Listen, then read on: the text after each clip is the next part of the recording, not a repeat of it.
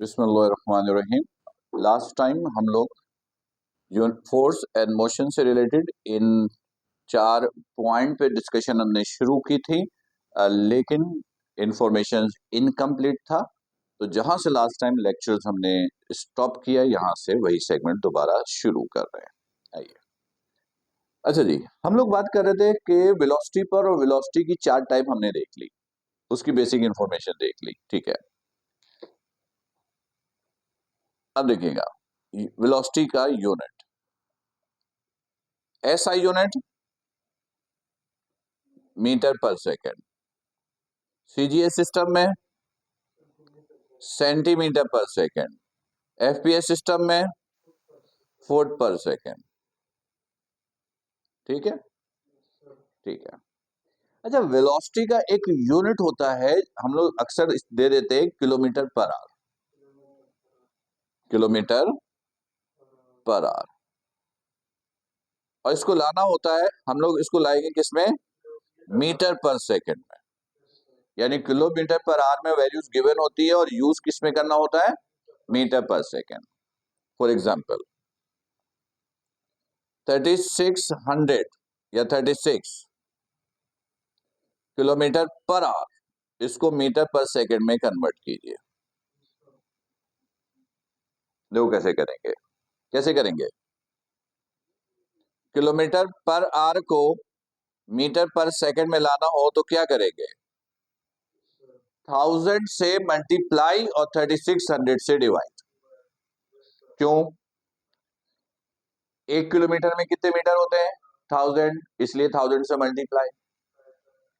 1 घंटे में कितने सेकंड्स, 3600, इसलिए 3600 से डिवाइड। तो 1000 से मल्टीप्लाई और 3600 से डिवाइड। सॉल्व करने का तरीका सिखाया। पहले ये जीरो कैंसिल, नीचे और ऊपर जीरो कैंसिल, लेकिन ये जीरो तब कैंसिल होंगे जब ऊपर वैल्यूज मल्टीप्लिकेशन में होगा, एडिशन में होगा तो कैंसिल नहीं होगा। रह गया 36, तो इसको इससे कैंसिल कर दो, यह रह गया 10 मीटर पर सेकेंड। ठीक, लेकिन फर्स्ट करो कि आपके पास है 1 miles per hour, 1 miles per hour या 2 miles per hour. Miles per hour ये भी वेलोसिटी का यूनिट है और इसका जिक्र भी आ सकता है। तो अगर मीटर पर सेकंड में लाना हो तो क्या करेंगे, 1 माइल में कितना मीटर, मल्टीप्लाई किसे कर रहे हो, कितना कितना मीटर, 1000, 1000 तो वो तो 1 किलोमीटर में 1000 मीटर। माइल, 1 माइल में 1600 मीटर, 1 माइल में 1.6 किलोमीटर। तो माइल्स पर आवर को मीटर पर सेकंड में लाने के लिए 1600 से मल्टीप्लाई और 3600 से डिवाइड करेंगे। ठीक, और अगर ये आ जाएगा मीटर पर सेकंड में, और अगर किलोमीटर पर आवर में लाना हो, किलोमीटर पर आवर में लाना हो तो पर आवर सिर्फ इसको क्या करेंगे, 1.6 से मल्टीप्लाई करेंगे बस, तो ये किलोमीटर पर आवर में आ जाएगा। इसकी जरूरत अक्सर पड़ जाती है, ये याद रखिएगा। माइल्स पर आवर को मीटर पर सेकंड में लाना हो तो 1600 से मल्टीप्लाई और 3600 से डिवाइड। लेकिन अगर माइल्स पर आवर को किलोमीटर पर आवर में लाना है तो सिंपल 1.6 से मल्टीप्लाई बस। ठीक, चलो ये बात भी हो गई, गुड। अब आते हैं पहले 2 वर्ड, एक डायरेक्टली प्रोपोर्शनल, सबको पता है, डायरेक्टली प्रोपोर्शनल पता है ना। डायरेक्टली प्रोपोर्शनल का मतलब होता है कि एक वैल्यू अगर इंक्रीज हो रही हो तो दूसरी भी इंक्रीज हो रही हो, ये डायरेक्टली। और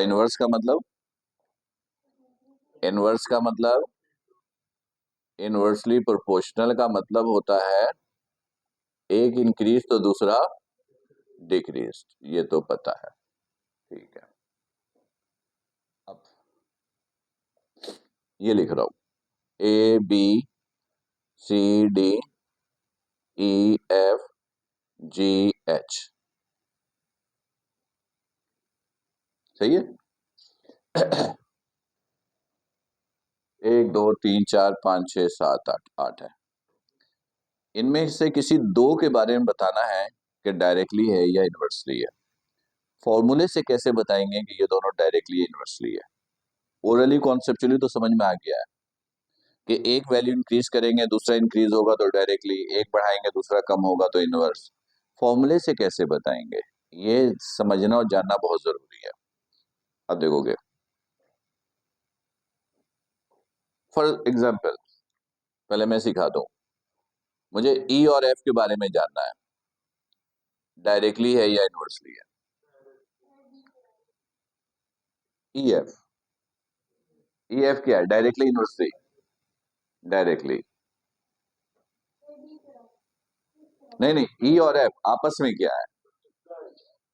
ई और एफ डायरेक्टली है इनवर्सली है, किसके? नहीं, अपने आप के। ई और एफ, बाकी छोड़, भूल जाओ।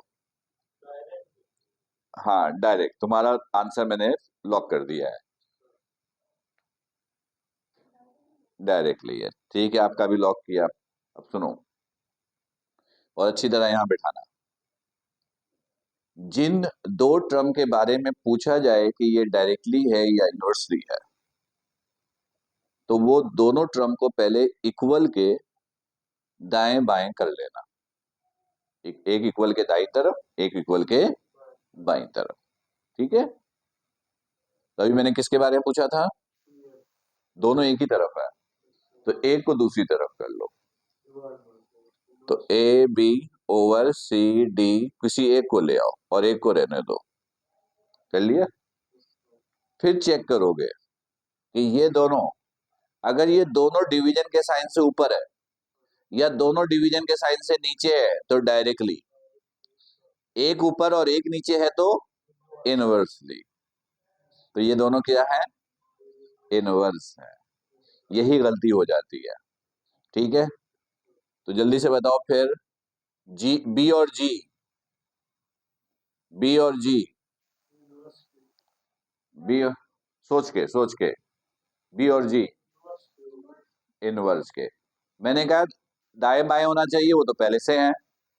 फिर एक ऊपर एक नीचे है तो इनवर्स है। गुड, ठीक है। अच्छा, डी जी डायरेक्टली है, गुड। सी डी इधर है, इनवर्स है। दोनों एक ही तरफ है, एक को इधर लेकर गए तो एक ऊपर एक नीचे हो गया तो इनवर्स है। ये समझ में आ गया। ये बहुत इंपॉर्टेंट था क्योंकि ये बहुत सारे टॉपिक में इस्तेमाल होगा। एक एमसीक्यू आएगा कि जैसे फॉर एग्जांपल, वेलोसिटी बराबर है एस ओवर टी। हम पूछेंगे v और s का ग्राफ कैसा होगा, v या t का ग्राफ कैसा होगा, या s और t का ग्राफ कैसा होगा, ये हम पूछ लेंगे। तो अब ये कैसे बताएंगे? बहुत आसान तरीका है।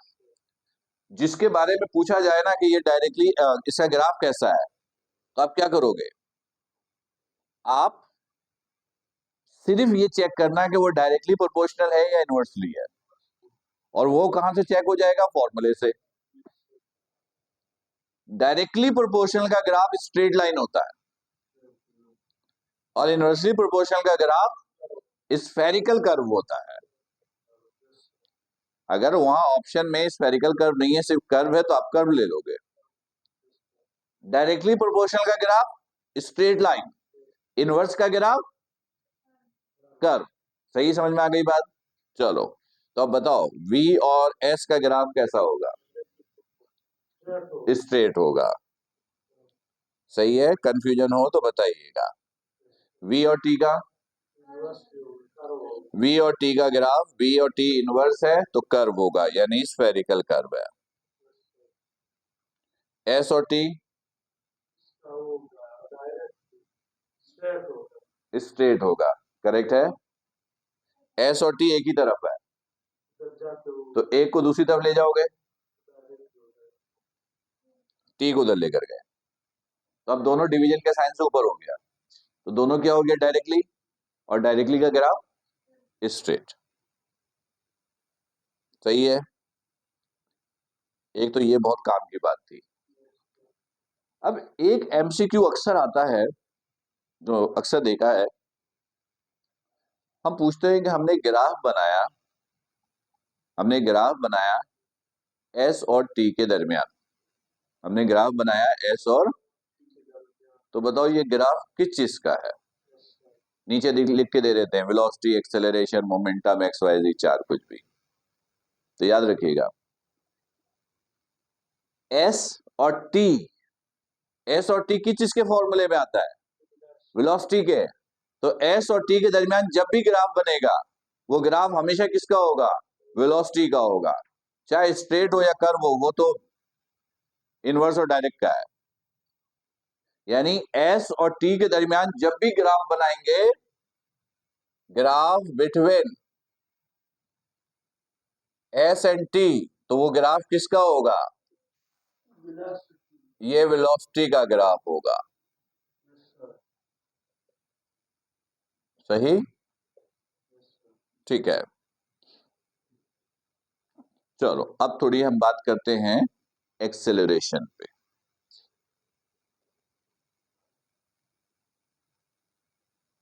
एक्सेलरेशन,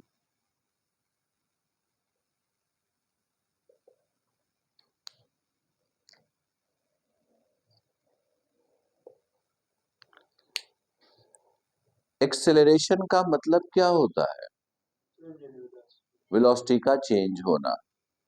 एक्सेलरेशन का वर्ड एक्सेलरेट से निकला है, और एक्सेलरेट का मतलब होता है वेलोसिटी का चेंज होना, चेंज इन वेलोसिटी। डेफिनेशन तो ऐसे करते हैं, rate of change in velocity is called acceleration. तो एप्टीट्यूड में इतना आसान एमसीक्यू तो पूछेंगे नहीं, ठीक है। अच्छा, आ गया था, हाँ कभी नसीब है, नहीं आया, वो नसीब है, किस्मत है। एक्चुअल में होता ये है कि पेपर जो है वो क्वेश्चन बैंक से बनते हैं, टीचर खुद से नहीं बनाता। ये होता ये है कि जैसे अभी इस मरतबा जो तुम लोग का टेस्ट हुआ, इसमें 6,000 क्वेश्चंस को सिस्टम में डाल दिया गया। जैसे फर्स्ट करो, मैंने 100 एमसीक्यू बनाया, किसी दूसरे टीचर ने 200 बनाया, किसी मुख्तलिफ असाइनमेंट दिए गए, 6,000 एमसीक्यूज। फिर उसको चेक किया गया कि सिलेबस से रिलेटेड है या नहीं। उसको एक डेटाबेस, कंप्यूटर का जैसे एक डेटाबेस होता है, सॉफ्टवेयर जिसे बोलो, उसके अंदर हमने डाल दिया। और पेपर ऐसे बना कि हमें नहीं पता कि दूसरे नंबर पे कौन सा एमसीक्यू है, 5वें 1,000 नंबर पे कौन सा है, 100वें नंबर पे कौन सा है। हमने उसमें से कहा कि फर्स्ट करो फिजिक्स के 1,000 एमसीक्यूज थे, हमने कहा इसमें से 36 एमसीक्यूज सेलेक्ट कर लो। तो वो सॉफ्टवेयर होता है, वो खुद ही सिलेक्ट करता है अपनी मर्जी से कि कौन कौन सा एमसीक्यू, यानी इंसान ने नहीं किया। फिर इसी तरह बायो सबका सिलेक्ट करके पेपर बन गया, यानी कंपाइल हो गया, उसको सील कर दिया। वो किसी को नहीं पता कि आप इस पेपर में क्या है। अब हम बनाएंगे ना, तो हम देखेंगे अच्छा ये नहीं, ये डाल दो, ये नहीं, डाल दो। लेकिन क्वेश्चन बैंक से बना, वो तो सॉफ्टवेयर ने सेलेक्ट किया, कोई भी आसान मुश्किल कोई भी सिलेक्ट कर सकता है वो, ठीक है। तो नसीब, किस्मत होता है, कभी आसान एमसीक्यूज आ जाता है, कभी मुश्किल आ जाता है, ठीक है। Okay, change in velocity is called acceleration. अच्छा, एक्सेलरेशन को किससे लिखते हैं, ए से। यूनिट क्या होता है, एस आई, मीटर पर सेकेंड स्क्वायर। सीजीएस में सेंटीमीटर पर सेकंड स्क्वायर, एफपीएस में फुट पर सेकंड स्क्वायर, और ये इसका formula VF minus VI over T. सही है, ये बात तो बहुत आसान सी थी। अब इसमें काम की बात करते हैं। एक होता है यूनिफॉर्म एक्सेलरेशन और एक होता है वेरिएबल एक्सेलरेशन।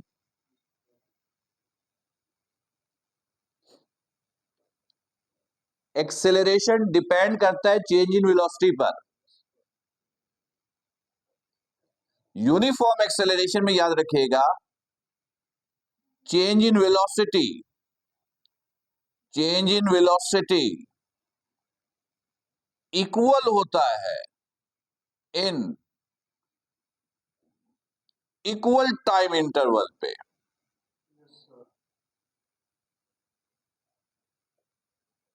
जैसे फर्ज करो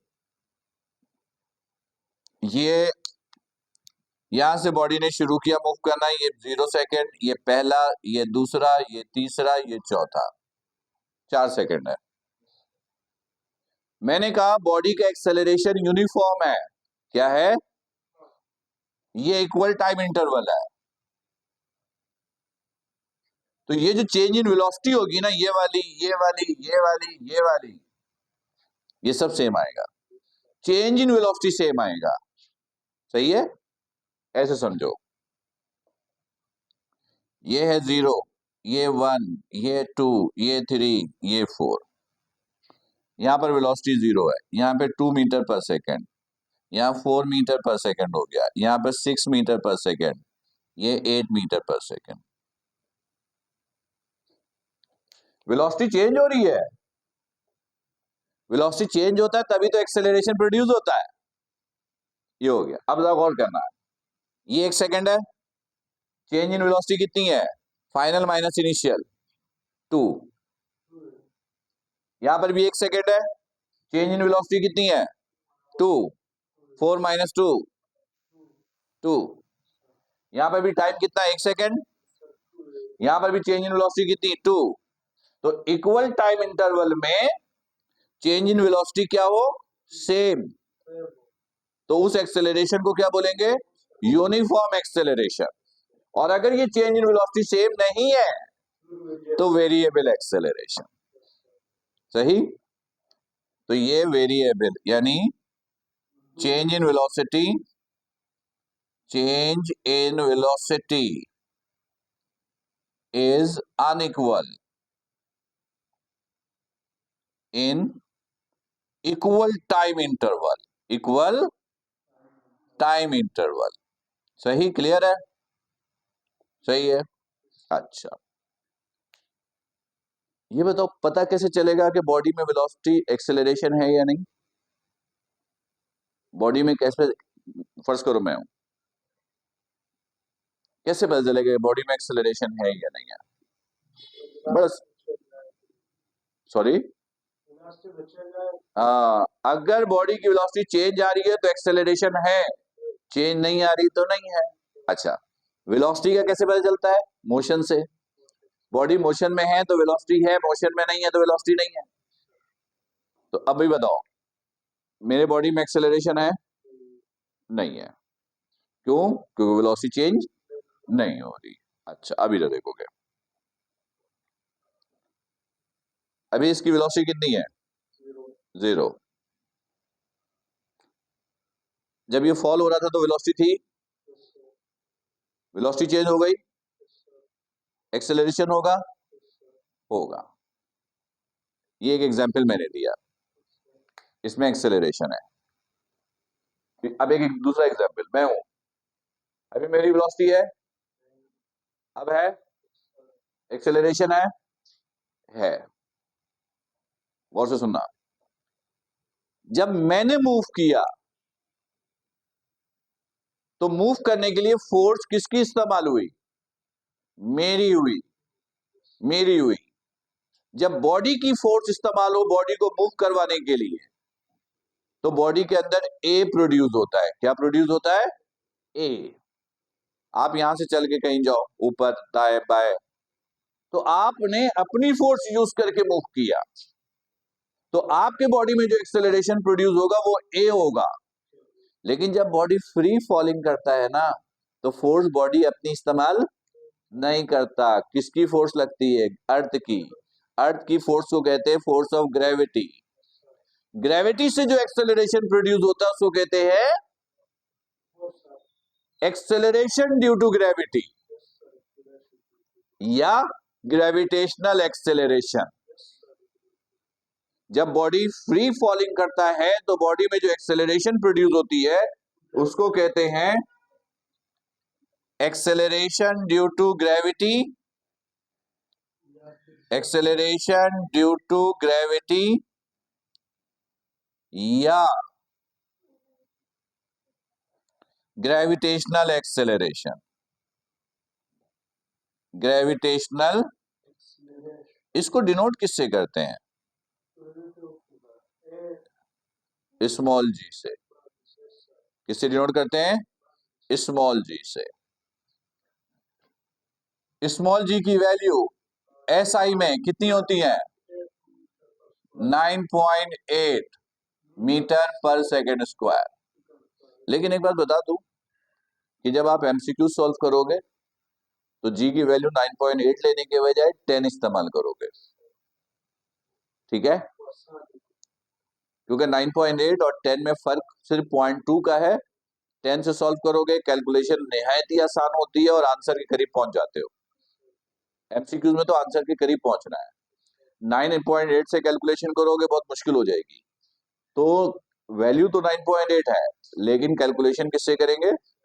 10 से करेंगे। सीजीएस में बताओ इसकी वैल्यू।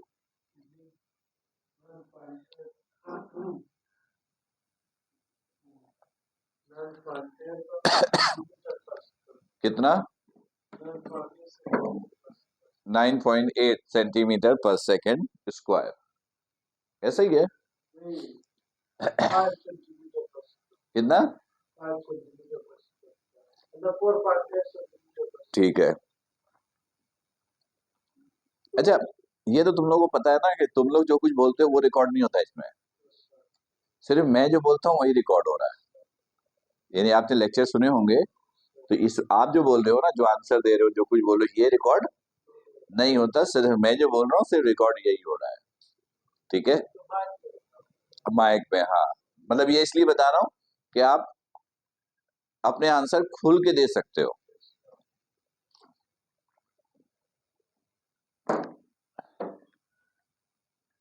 सीजीएस सिस्टम में जी की वैल्यू होती है 980।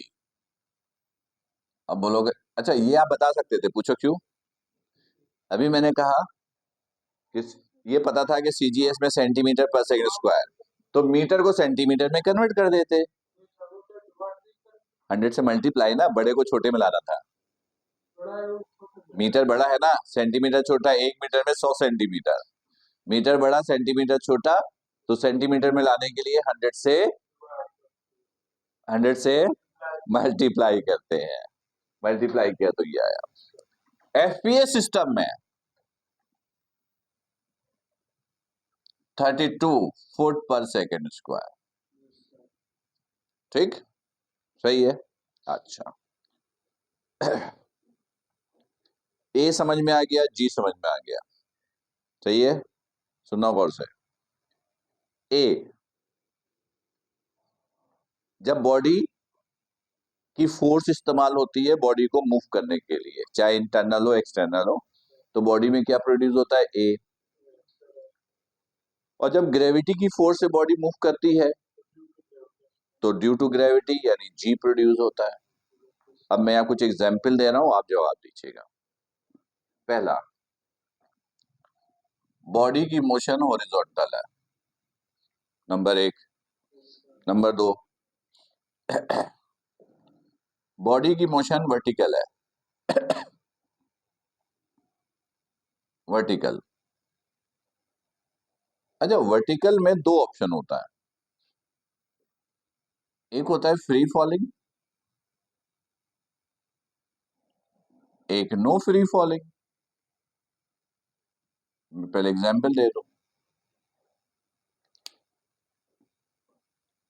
ये फ्री फॉलिंग, ठीक है, ये फ्री फॉलिंग ग्रेविटी।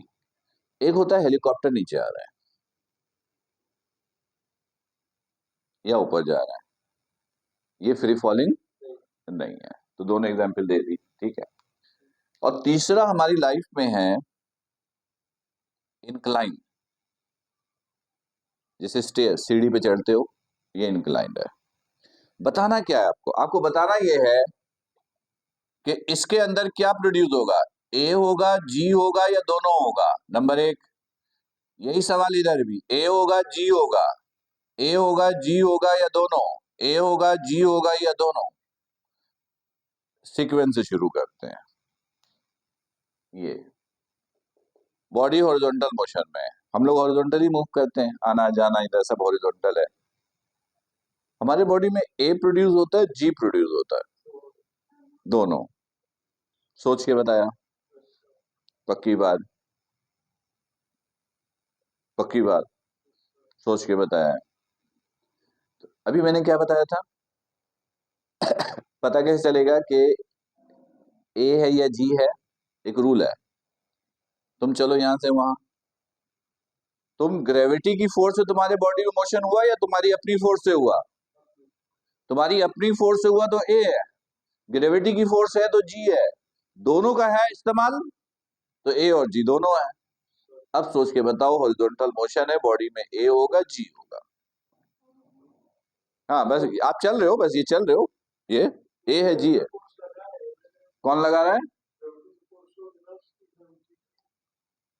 आपका बॉडी जो मूव कर रहा है, फोर्स लगा है अपनी जगह, आपकी बॉडी जो मूव कर रही है, क्या उसकी वजह से मूव कर रही है, ये इंपॉर्टेंट।